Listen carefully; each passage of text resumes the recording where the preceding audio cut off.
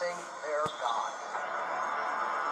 I mean, and people actually believe that nonsense. These people consciously know that what they're doing is wrong. The truth right now, where we stand as a human species, is horrific and ugly. We have a society that is completely naive and trusting in all of the worldly institutions all around us that are doing nothing to serve who we say we are and what we want. Zero.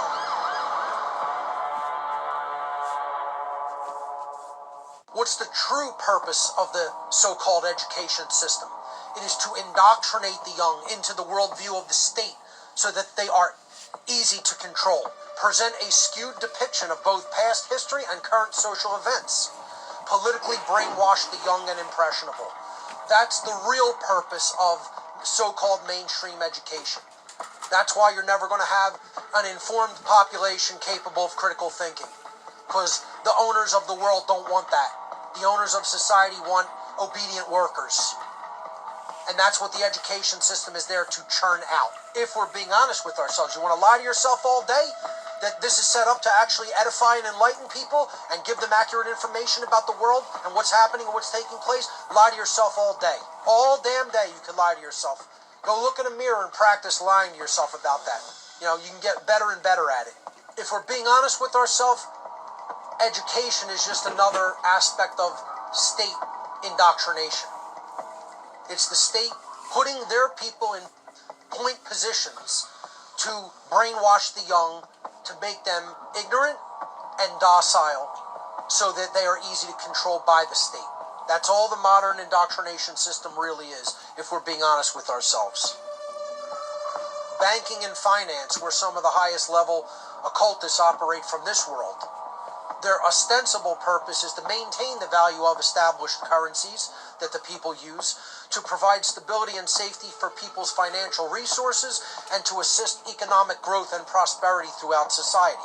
This is the ostensible purpose of the banking and finance institutions.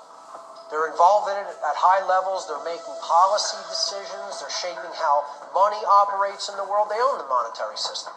They own politics. They own the banks. They own the courts. They own it all. It's all their inventions. They invented this whole system.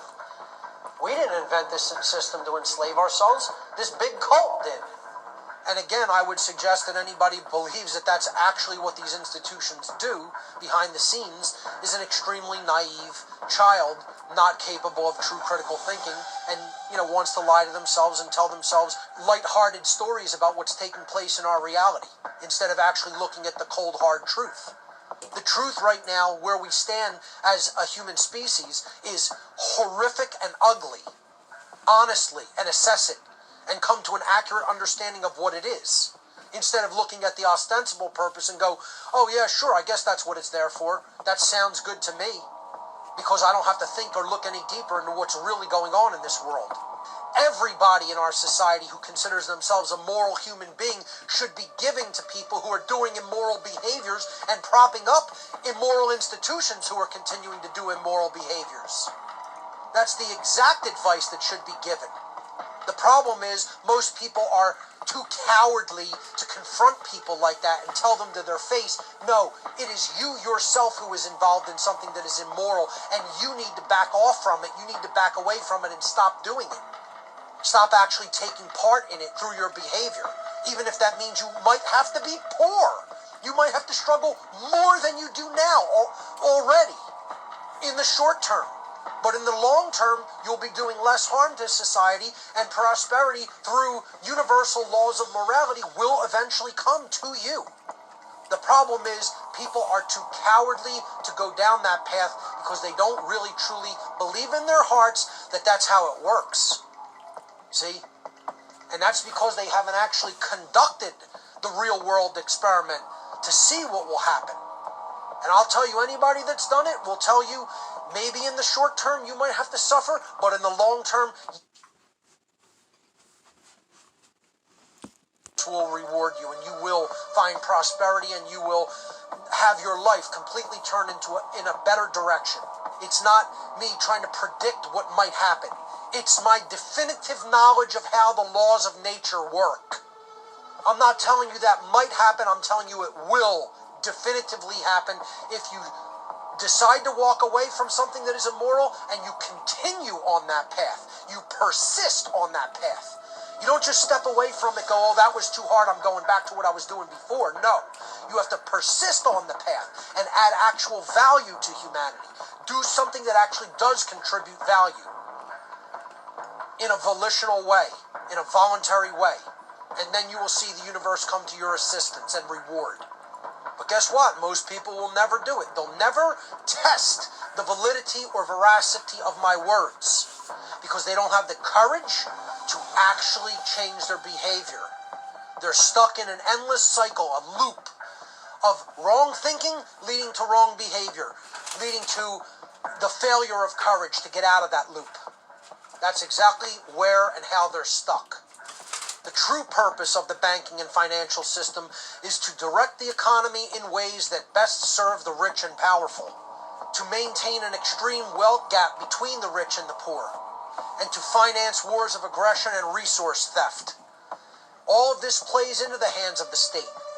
Keeping people low on the totem pole of resources makes them afraid, makes them always focused on money, makes them live in a scarcity-based mindset all the time, so that they won't step out of that and actually take a chance and do something that is actually moral and truly productive to society. Most people won't be honest with themselves about how this works. They want to believe and trust in the ostensible purpose of the institutions of banking and finance. Make the rich richer and the poor poorer. Maintain that wealth gap. That's what they want. Because the poorer and more destitute people are, the more it becomes practically impossible for them to turn any amount of resources toward a pursuit of truth or helping others. They stay in total survival, our complex mode in the brain, always self-serving ideology, me thinking because I have to get mine.